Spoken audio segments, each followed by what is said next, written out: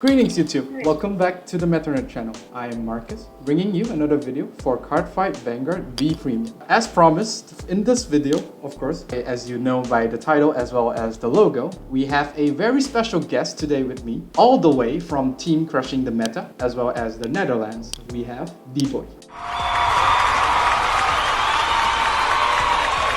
Yeah, thanks for having me. Of course, we will be going through the Spike Brothers reveals that was just revealed like one day, 24 hours ago. Alright, so with that out of the way, let's get started with this video. So before we go into the star players of the show, we're going to talk a little bit about the current states of Spike Brothers. As we all know, at this moment, there's only like one viable competitive deck, which is the Rising Nova deck. We have DBoy's deck list on the left and with mine on the right. As you first look at it, you will definitely notice that there is a lot of difference despite being the same deck.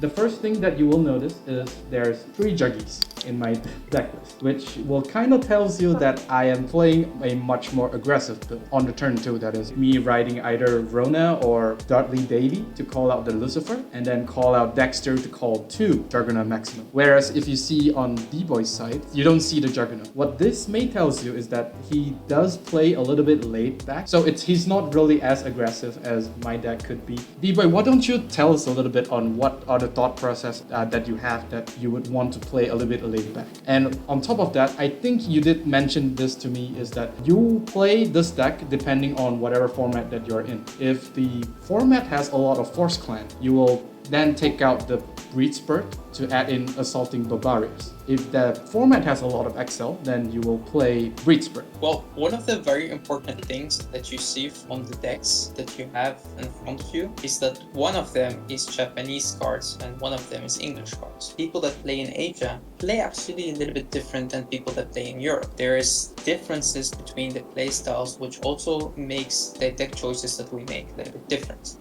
In my eyes, when it comes to the Rising deck, there are 2 approaches. You could make it a little bit more aggro, you could make it a little bit more control, or let's say laid back. One of the issues that I had with the deck when I tried to make it a little bit more aggro is that it becomes a little bit less consistent. So taking out the Acrobat Verdi and taking out the Bull Spike means that sometimes you would have to ride into a Lucifer or ride into a Juggernaut, which is something you have to accept because that's the way that you're choosing your deck. But if you hit them hard in the early game, it doesn't really matter that much. So the idea behind this deck is that you don't give your opponent too much outblasts for them to do their combos, and whenever you get into that grade 3, you'll have both markers to hit with. So there is, in my eyes, no reason to rush. But this works very good about a year ago in that format. The format that we have right now is actually very fast. What you want to do is you want to hit them fast, hit them hard, and you want to kill them whenever you go to the grade 3 turn,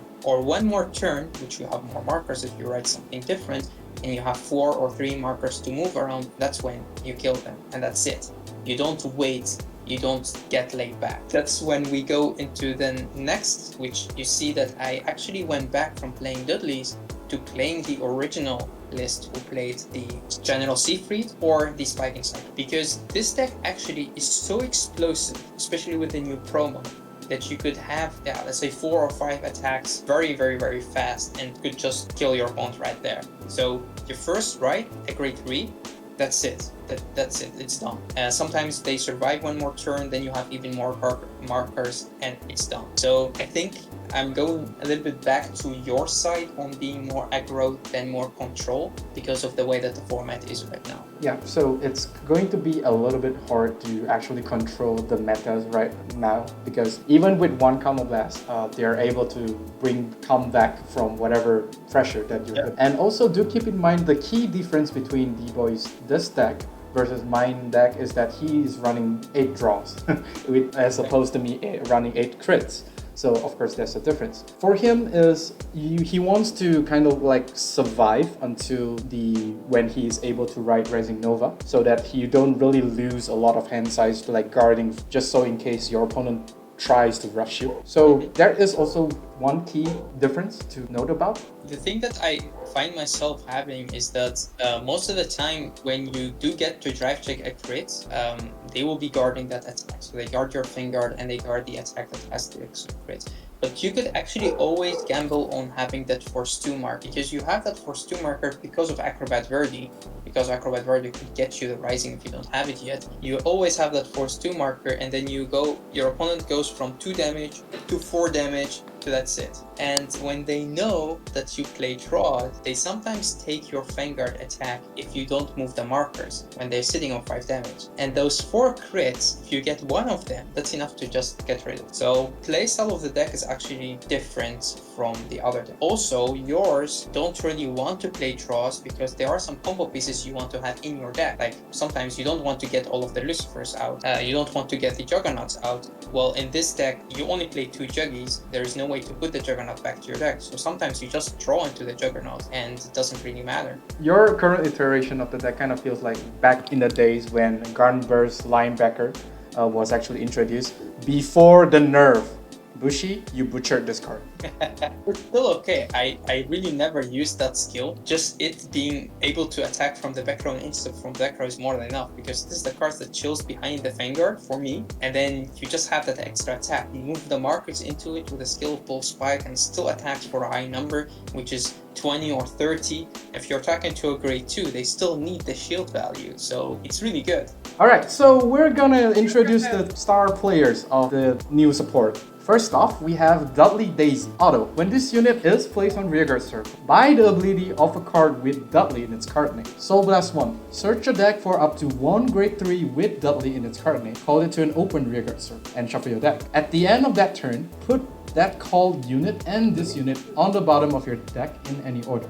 So the key target of this card is of course going to be the only 2 Dudleys that you have in this V Premium, which is Emperor as well as Lucifer. So what are the implications that you get when you first read the skill, DBoy? Alright, so there are lots of important things when it comes to Daisy. The first one is the timing of the cards. Then with Daisy, they go back to the bottom of the deck at the end of the turn. While with other cards that we will see with the cards that will get revealed later, is that they go back to the bottom of the deck at the end of the battle. So that's one important thing. The second important thing is Daisy could only call grade 3s, as we have already mentioned.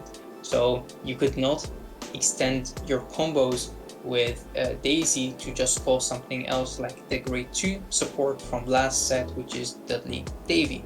You could not do that because Daisy could only go into grade 3. But then there is very important thing about Daisy right here is that she costs the Soul Blast. But when you focus on Lucifer, you could actually Lucifer into Daisy, and the Daisy could call you another Lucifer to get counter charge, or it could call you the Emperor. So she's a very good combo extender, and maybe a better combo extender with Lucifer than with Emperor itself. The key rule to not get rule sharp here is at the end of that turn. Since there's a lot of cards that, I mean not really a lot of cards, it's just that one skill that at the end of the battle, any rearguards that you attack back to the bottom, because people will forget that Daisy actually returns to the deck after you've done your whole combo. So if you kind of like don't put Daisy back to the bottom of the deck at the end of turn, you will most likely get rule shark. That's one of my concerns when you see some other players play this deck. Also, second one is you do need to keep in mind of what are the pieces that is actually camped out from your deck. So for example, 3 Lucifer goes to the damage zone, so you're only left with 1. So it's going to be a little bit hard for you to gain back any counter charge at that point. And of course, these things do happen, so it's not just a theory. These things do happen. And the thing is, when we go next into the other reveals, we'll end up with having the Emperor skill itself, and that's when it will become clear to us how this card would work, and the minus that you do with her, because she herself will also go back to the deck, is not actually that bad, because this complements Emperor skill very, very well. Next up, we have Dudley Mason. Dudley Mason is a card that from the first time he came out, which if I'm not mistaken was Cavani of Black Steel or something like that was the name of the set, which was one of the first extra sets that we had in Vanguard. And that card is so effective that we played it at 4 for a very long time.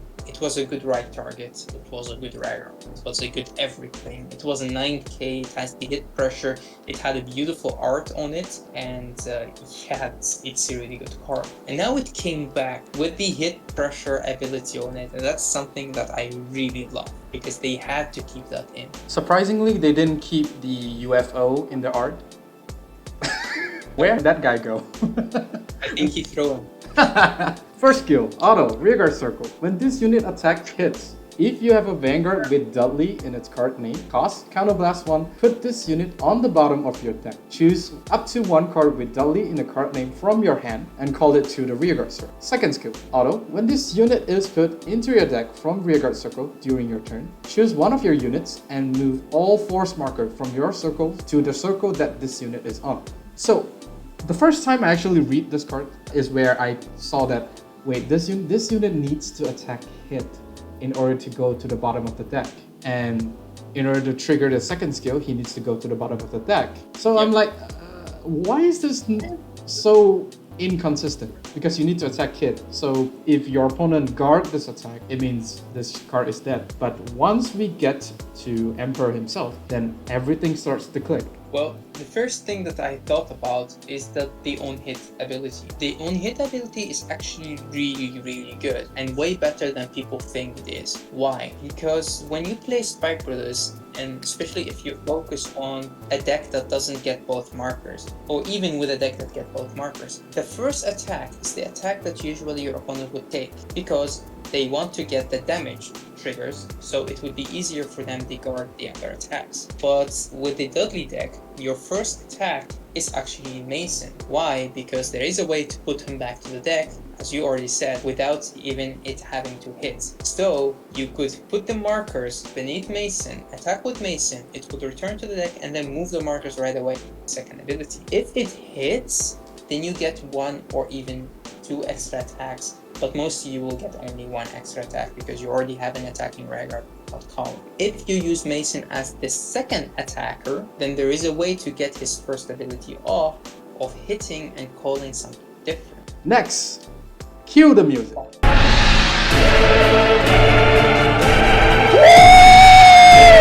Yeah, baby! That's what I've been waiting for. That's what it's all about.